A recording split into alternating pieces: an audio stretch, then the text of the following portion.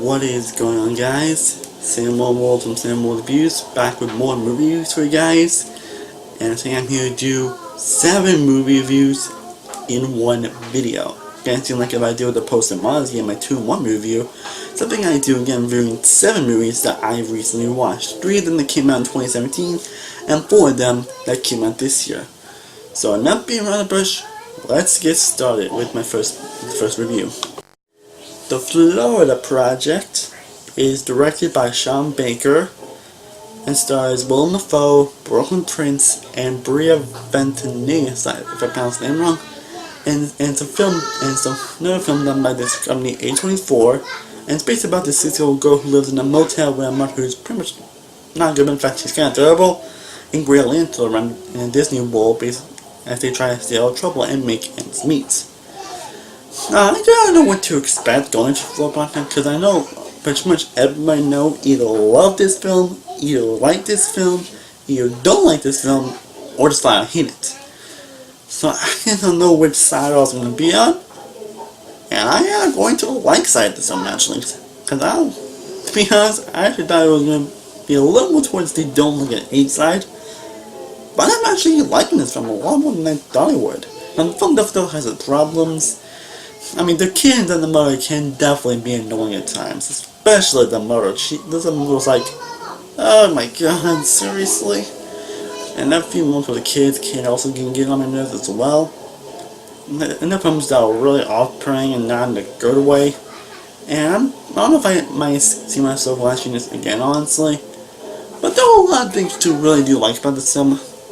Yeah, even though the mother and kids have to do humanitarian times, I still really like the characters and the film says all great. Brooklyn Prince, I cannot wait to see what she does in the future. Same with Bria, I cannot wait to see what else they do in the future. That's very interesting. And Willem Dafoe, he's also fantastic in this film. Pretty much is the best character or the best thing about this movie. And honestly, I'm not complaining about him getting not best supporting actor. I'm not complaining about that. It really captures the realism for kids. Honestly, it's very relatable, realistic. I mean, we're kids, we do stupid stuff when we're young, and I kind of relate to that film in a sense, honestly. It does have some moments that are pretty fun, and some moments that are kind of touching, honestly. The Polka King is a damn good film. Definitely one of the better A24 films that I've seen. I don't know if I may see myself watching the film again, but it's still a damn good film. I don't call it like amazing or anything, but it's still a good film. Again, one of the better A24 films I've seen, at least of me. So I'm going to give The Florida Project a 91 of an A-. All the Money in the World is directed by Ridley Scott and stars Michelle Williams, Christopher Plummer, Mark Wahlberg, and Charlie Plummer, and basically depicts J. Paul Getty's refusal to cooperate with the extortion demands of a group of kidnappers from the organized crime mafia group Nicotidas, possibly wrong, who abandoned his grandson John Paul Getty Jr. in 1973. Now, I was definitely very curious about this film for a while because, I love Ridley Scott, even though he made a film this big, like Income, that I'm honestly not a fan of.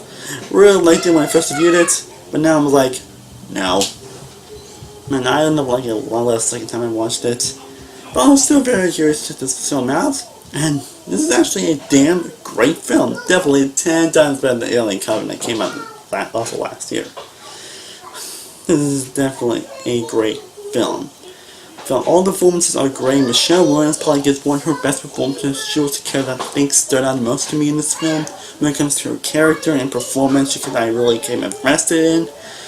Christopher Plummer was also really good as well. And I'm not complaining about him getting that best supporting actor, honestly. He is definitely great. He definitely deserves a nomination.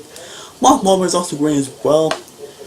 Definitely a lot better than he was in Transformers last night. Yeah, I'm not gonna talk about it yet, but anyway, the performances all around are great and excellent. Everybody does give a great performance. This one has a story where I was incredibly engaged from beginning to end. And it was also incredibly well written. It's more of a dialogue-driven film, but for the most part, I was really invested and engaged to it. For the most part, I was really into what was going on. And it has moments that are really great, especially when it comes to Michelle Williams' character. There's moments like, whoa. It also has a great score, a great cinematography, and there's some really just damn moments. My only issue with the film is that it's too long, basically does drag a lot of times. And this is like a dollar film, and I was really engaged, invested, but there were times I thought you could talk out of the film, or could split it down just like a little bit. But overall, this film is damn great. I still do recommend checking out All One World if you haven't already. This is a damn great film, really got definitely 10 times better than Alien Covenant. So I'm gonna give all the money in the world a 95 of an A. The Polka King is written by Mike Frobert and stars Jack Black, Jenny Slate, and Jason Schwartzman and Jackie Lever, and it's based on real-life Polish American polka band leader Juan Neuron, sorry if I pronounced the name wrong, who was imprisoned in 2004 for running a Ponzi scheme. That's basically the story of the film. But I'm not going now. There's honestly not much to say about this film. I think the film was just fine. Honestly, it's nothing amazing and isn't that great. But I will say this: Jack Black was the best thing about the film. He made this film a lot more watchable than it was. He was fantastic here. He gives a very aerogenic, charismatic, and lovable performance. And the accent he has was surprisingly great, actually. He had a lot of very funny and hilarious moments, and he even makes the film a lot more watchable than it was. If it wasn't him, I would have liked this film a lot less. All the other performances were great as well. Everybody does give really good performances. And there are some funny moments, there are some good moments here. Yeah, but the main problem is from that the story is very interesting. I couldn't care less about what's going on, unfortunately. Well, the story could be an interesting one, but how the story is done, it's like, should I care, honestly?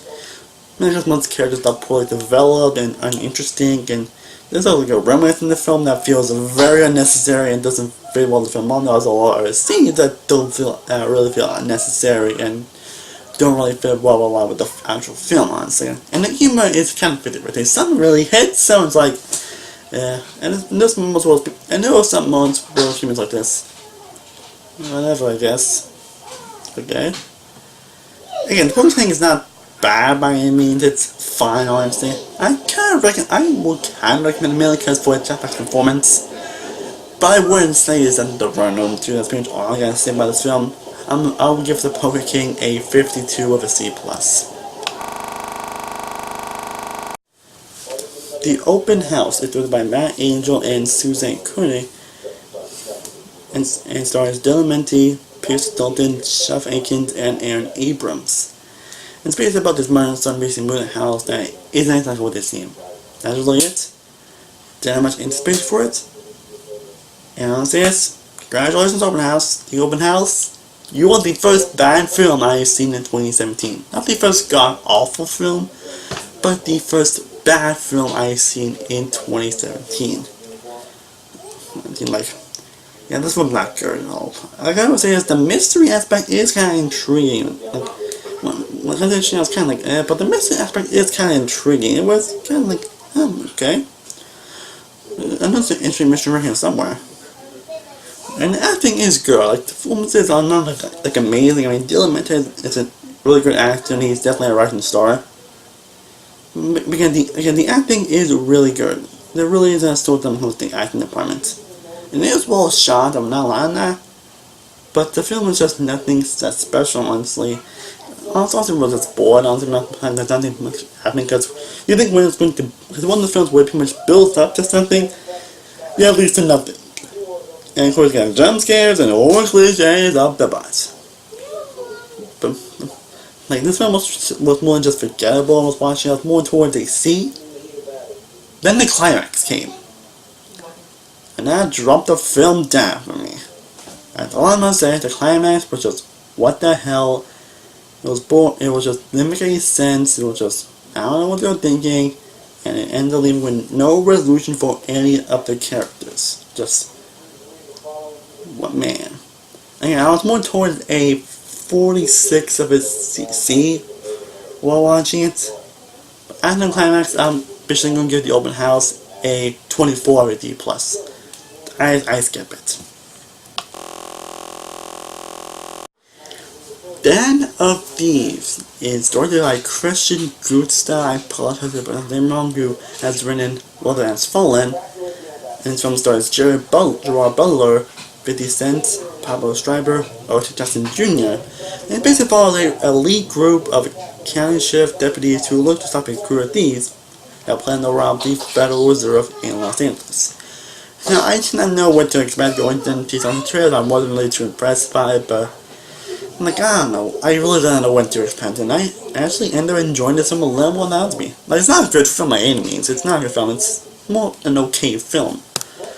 But I had a lot more fun in this film than I thought it would be, and I think for the incredible action in this film. The action is really damn great. It is well choreographed, well handled. It's not like cutscene like that.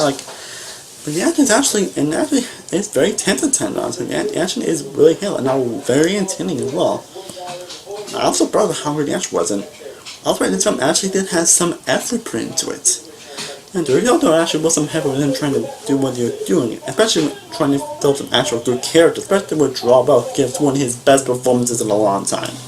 Like, I don't remember the last time Drawbell was actually really get good or great in the movie, honestly. I was like, I like him as an actor, but most movies lately it's like, yeah. This is definitely one of his better performances in a long time, and he did find an interesting way, and his character's a very interesting and unique character that I didn't expect. All the performances were great, like O.J. Johnson Jr. was great, and even 50 Cent was surprisingly good in this film. I didn't expect 50 Cent to actually be good in this film, honestly.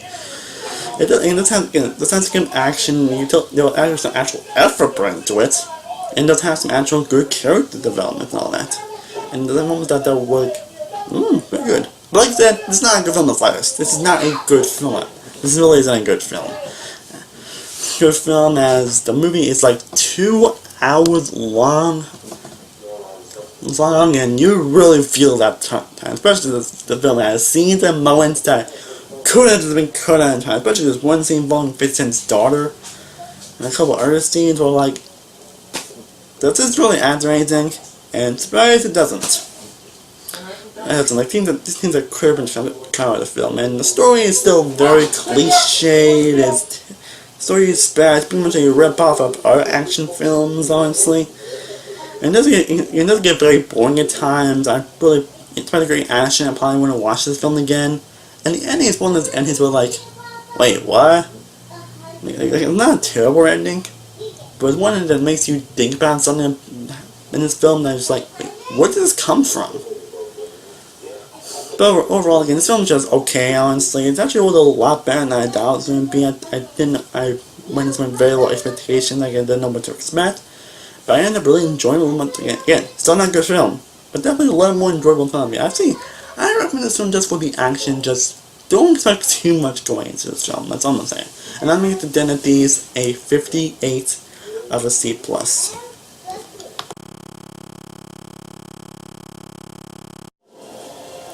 Batman, Gotham by Gaslight is the latest DC Universe animated film.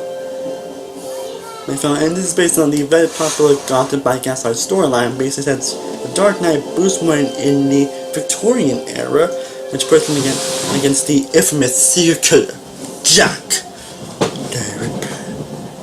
I was actually very interested to check out this movie, honestly. The trailer I saw was actually pretty intriguing. I went into it with some great expectations that we would get some pretty interesting. It's also going to be a rated R film, so that's also going to be very interesting. And I was kind of disappointed, honestly. It's not a terrible film, a bad film. It's just, like I said, the last couple of films, fine, honestly. It's just fine. Just it could have been not as interesting or engaging as it could have been. It has great animation, great voice, especially from Bruce Wayne, who has voiced Batman in the past. He's a good voice actor for Bruce Wayne's Batman. I love the style to it. Has some moments that are pretty intriguing. Jack the Ripper, when he does appear, is pretty menacing and pretty just damn. Listen, the movie was rated R. It was not as bloody or as most it's not like Logan rated R or Deadpool rated R. It still has some interesting moments to it. It also has some pretty kick-ass and great action sequences and some great build-up to it, but it doesn't leave much payoff, honestly. It's basically a big build-up but not much payoff, honestly, which leads to some very uninteresting moments that just feel kind of a little drawn out, honestly. Despite this being like 75 minutes, it did kind of feel a little longer than that. while characters are very one-note and poorly developed, honestly, the mystery ended up being very engaging and not that interesting, honestly, unfortunately. With a story like this, it could have been very gripping, but I think the execution wasn't that great, honestly. And it doesn't go for that potential it goes for. It is kind of boring at times. Sometimes I'm almost like, whatever. And it does have, I noticed there are a couple of plot holes that are like, wait, but what about, yeah. But like I said, this film's just fine, honestly. If you're a big Batman fan, I do recommend checking out. Make sure to check if you're a big fan of this comic book storyline. But this film's just nothing amazing that's going to blow your mind. So I'm going to give Batman Gotham by Gaslight a 55 of a C+.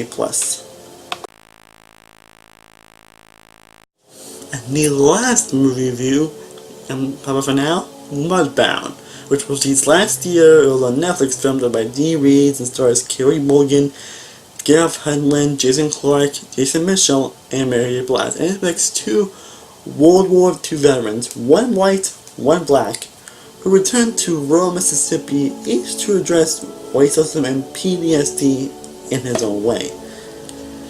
And I heard a lot of great things about this film, and part of the reason I decided to check it out because it got nominated for a few Oscars, like I got nominated for Best Cinematography, Best Adapted Screenplay, Best Original Song for Lady River, and Best Supporting Actress for Mary Blige. And I was curious to see if it's worthy of those Oscars. And is it? Yes and no.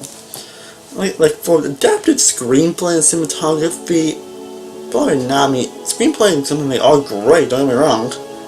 It just not, I don't say best of the year or anything like that. But for best original song and for best supporting actress, most freaking definitely. Mary Blige truly shines in this film, and the song My River is damn excellent as well. The movie is a very engaging and emotional story. There are some moments that really do hit you. The performances all around are great.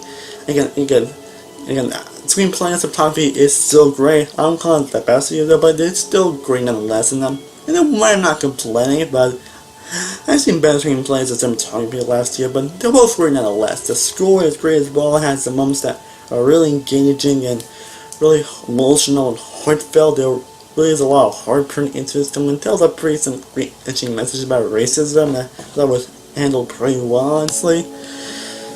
Honestly, again, I'm not sure it should be nominated for that screenplay and cinematography because I've seen a lot better. It is way too long. It is like 134 minutes, and I got cut out like 20 minutes of this film, honestly. It does get a little bit boring at times, honestly. And because of that length, this might be a one and done film for me, honestly. But I guess that Mudbound is still a great film nonetheless. I still recommend you guys check it out again. Not sure if it should be nominated for that screenplay and cinematography, but for original song and supporting actress, most definitely. I still do recommend checking out Mudbound, and I'm gonna give it a 93 of an A-. Well guys, hope you guys enjoyed my 7 movie reviews in one video.